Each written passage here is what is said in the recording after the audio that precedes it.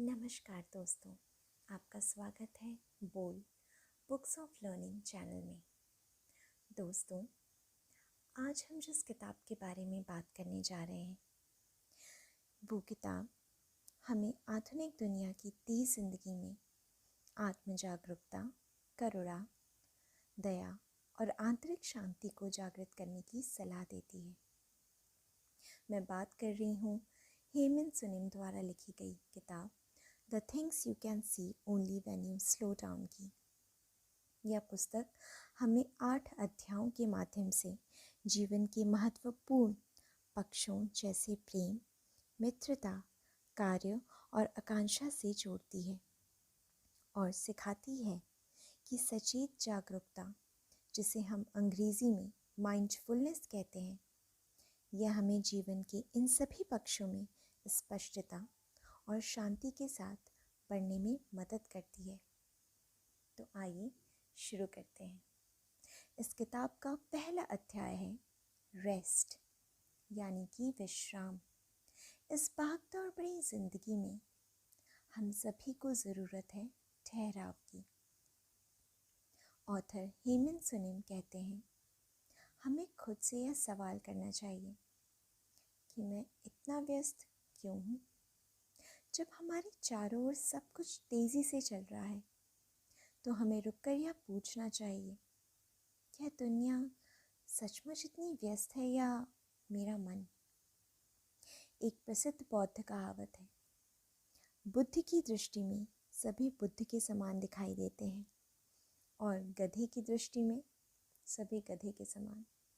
यानी कि हमें संसार वैसा ही अनुभव होता है जैसा कि हमारा मन होता है। सुनामी केवल पानी और हवा की वजह से डरावनी नहीं होती, बल्कि इसलिए डर पैदा करती है क्योंकि वो सारी चीज़ें हमारी ओर उखाड़ कर फेंक देती है। अगर हम कई कोशिशों के बाद भी किसी बुरी स्थिति को नहीं बदल सकते तो हमें उस स्थिति को देखने का नज़रिया बदल देना चाहिए। अगर हमें संतुष्ट रहना आता है तो हम कभी ना खत्म होने वाली कोशिशों को आराम देकर विश्राम कर सकते हैं। हम अपने साथ मौजूद इंसान के साथ उस पल का आनंद ले सकते हैं। अपने पास्ट के बोझ को छोड़कर आगे बढ़ सकते हैं। यदि आप सुकून भरी नींद चाहते हैं तो जब भी आप अपना सर तकिए पर रखते हैं तो उन लोगों के बारे में सोचें जिनकी तरफ आप ग्रेटफुल हैं, या फिर उस वक्त को याद करें जब आपने किसी की मदद की थी और आपको बहुत सुकून मिला था। यह आपके मन को शांति से भर देगा और आपको सुकून की नींद आएगी। अब बात करते हैं अध्याय 2, यानी कि माइंडफुलनेस के बारे में। एक दिन जिद्दू कृष्णमूर्ति के एक डिसिपल ने उनसे पूछा कि अवेयरनेस क्या है। उन्होंने जवाब दिया, अवेयरनेस वो ध्यान है जो किसी प्रकार के विचार और निर्णय से प्रभावित नहीं होता, और यही ध्यान मानव बुद्धि का सर्वोच्च रूप है। शिष्य ने दूसरा प्रश्न किया, गुरुजी, केवल ऑब्जर्व करना, इसमें इतनी खास बात क्या है? क्या यह सच्चाई से भागने जैसा नहीं? कृष्णमूर्ति ने जवाब दिया, नहीं, वास्तव में आप उस स्थिति से भाग नहीं रहे, बल्कि उसे शांत मन से समझ रहे हैं। जब हम पूरी तरीके से अवेयर हो जाते हैं तब हमें कोई भी नेगेटिव थॉट्स परेशान नहीं करते, क्योंकि ये थॉट्स एक जाते हुए बादल की तरह हैं और हमें उनसे लड़ना नहीं, बल्कि सिर्फ उन्हें आते जाते देखना है। जैसे सिक्के के 2 पहलू होते हैं, वैसे ही हमारे जीवन के हर पल के 2 पहलू होते हैं, अच्छे और बुरे। जब हम डर और असुरक्षा से घिरते हैं तब हम नेगेटिव इमोशन से जुड़ जाते हैं, पर जब हम कंपैशन, ग्रैटिट्यूड, प्रेम जैसी भावनाओं पर ध्यान देते हैं तब हम पॉजिटिव इमोशन से जुड़ जाते हैं। आज तक दुनिया में ऐसा कोई व्यक्ति नहीं है और ना होगा जिसे हमेशा आलोचना या प्रशंसा मिली हो। एक बार किसी ने ऑथर से पूछा कि क्या चुप रह जाने का मतलब होता है अपनी हार मान लेना? ऑथर ने जवाब दिया, नहीं, ऐसा बिल्कुल नहीं है। हम चुप रहकर अहंकार से ऊपर उठ जाते हैं। वो हमारी विनम्रता और बुद्धिमत्ता को दिखाता है और तभी इंसान एक दूसरे को अच्छे से सुन सकता है और समझ सकता है।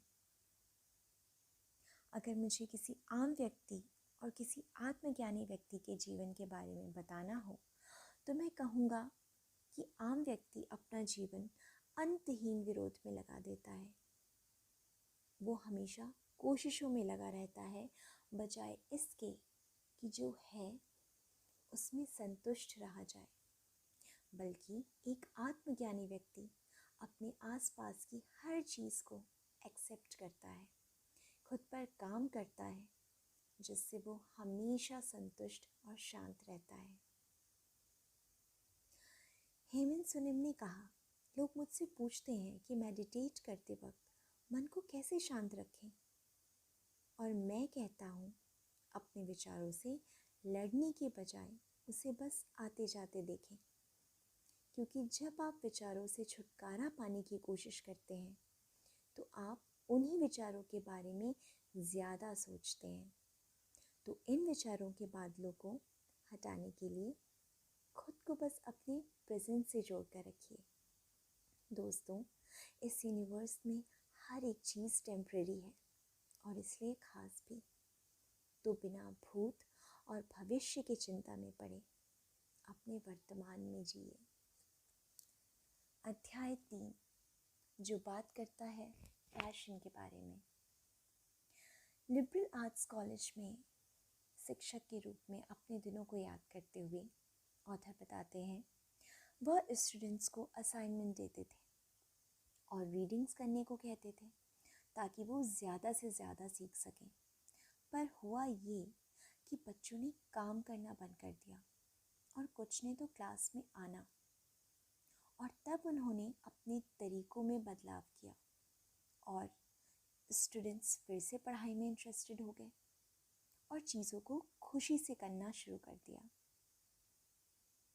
इसके ज़रिए ऑथर हमें समझा रहे हैं कि पैशन और पेशेंस में एक सही बैलेंस होना ज़रूरी है। चाहे दवा कितनी भी अच्छी क्यों ना हो, पर अगर हम किसी को ज़बरदस्ती यह बात समझाएं तो वो गलत है। जब आप संयम के साथ कोई काम करते हैं तभी हमें खुद और अपने आसपास के लोगों को मोटिवेट कर पाते हैं। मेहनत करो और ये ज़रूरी भी है, पर जब आप खुद पर काम का बोझ डाल लेते हैं तो आप बस इस चिंता में रह जाते हैं कि दूसरे आपको कितना मेहनती समझते हैं।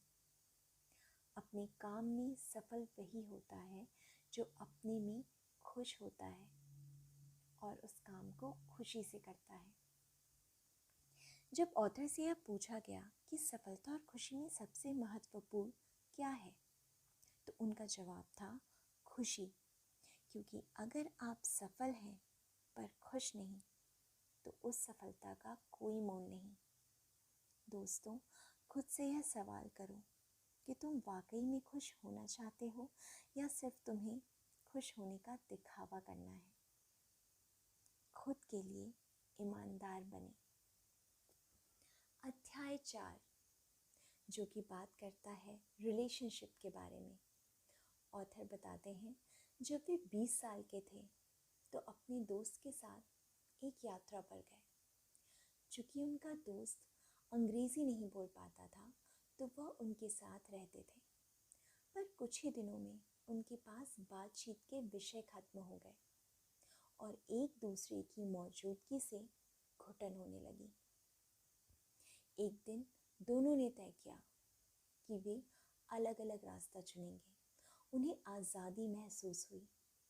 उन्हें किसी की जिम्मेदारी लेने की ज़रूरत नहीं थी। लेकिन जैसे जैसे सुबह दिन में बदली, ऑथर को अपने दोस्त की कमी महसूस हुई। अकेले खाना खाने में ना कोई मज़ा था और ना ही किसी प्रसिद्ध कला पर उत्साह व्यक्त कर पाने का मौका। उन्होंने अपने अकेले की तस्वीर भी नहीं ली। रात में जब दोनों हॉस्टल पहुंचे तो एक दूसरे को अपने दिन के बारे में बताया। ऑथर कहते हैं, इस अनुभव से उन्होंने यह समझा कि एक रिश्ते को बनाने की तुलना आग के आसपास रहने से की जा सकती है। अगर हम आग के बिल्कुल पास देर तक बैठे तो जल सकते हैं, और अगर दूर बैठ गए तो उसकी आंच तक महसूस नहीं होगी। इस तरह हमें हर रिश्ते को उसकी व्यक्तिगत जगह देनी चाहिए, ताकि हम अपने परिवार और दोस्तों से जुड़े रहें और उनके व्यक्तित्व का सम्मान करें। अध्याय 5 जो बात करता है लव यानी कि प्रेम के बारे में। ऑथर बताते हैं, उन्होंने पहली बार प्यार जैसी खूबसूरत चीज़ को खलील गिब्रान की कविताओं के माध्यम से जाना, पर उन्होंने इसे महसूस किया जब उन्हें एक तरफा प्यार हुआ। वो बताते हैं कि प्यार आपको अपने में मिला लेता है, आप कोमल हो जाते हैं। वे इस प्यार को और सरलता से समझाते हुए कहते हैं कि प्रेम स्वतंत्र है और मासूम भी, बिना किसी इरादे के। अगर आप प्यार को किसी उद्देश्य से बांधेंगे या अपने बनाए हुए मापदंडों पर रखने की कोशिश करेंगे तो यकीन माने प्रेम आपके दरवाजे से लौट जाएगा। जब आप प्रेम में हैं तो ज़रूरी है कि आप अपने उत्साह को नियंत्रण में रखें, क्योंकि हम अति उत्साहित होकर सामने वाले की भावनाओं को नज़रअंदाज कर देते हैं। प्यार में संतुलन होना ज़रूरी है, और आप प्यार को वास्तविकता में सही रूप से तभी समझ और संभाल पाएंगे जब आपने स्वयं से प्रेम करना सीख लिया हो। ऑथर से किसी ने पूछा कि प्यार का रूप क्या है। उन्होंने बहुत खूबसूरती से जवाब देते हुए कहा कि प्यार का रूप है भरोसा रखना, उसके लिए अपनी मौजूदगी रखना, खुले दिल से उसकी भावनाओं को सुनना और समझना। जब आप प्रेम को बांधने की कोशिश करते हैं तब वह प्रेम घुटन बन जाता है, पर जब हम उसे स्वतंत्र छोड़ते हैं तो वही वास्तविक प्रेम है। अध्याय 6 जो बात करता है जीवन के बारे में, यानी कि लाइफ। हम जीवन को खुल के जीने लगेंगे अगर हम ये दो बातें समझ लें कि हर कोई मुझे पसंद करे यह ज़रूरी नहीं, और हर किसी को मेरे बारे में जानने की दिलचस्पी नहीं है। ज़िंदगी अचानक से घटित होती है, हम उस पर नियंत्रण नहीं रख सकते, पर जो हम कर सकते हैं वह है खुद को आत्मविश्वास से भरना। आपको ऐसा करने के लिए किसी बड़े परिवर्तन की ज़रूरत नहीं, छोटी छोटी कोशिशों से शुरुआत करें। जैसे कि अगर आप स्वस्थ रहना चाहते हैं तो 10 मिनट की योगा से स्टार्ट करें। अगर आप अपने काम को व्यवस्थित रखना चाहते हैं तो एक दिन पहले किए जाने वाले कार्यों की सूची बना लें। ऑथर से किसी ने पूछा कि हम ये कैसे जानें कि हमें खुद के लिए क्या चाहना है या क्या करना है। उन्होंने कहा, एक कागज़ लीजिए और उस पर लिख डालिए आप जो काम करना चाहते हैं, जहाँ घूमने जाना चाहते हैं, किसी से मिलना चाहते हैं, हर एक चीज़ लिखिए।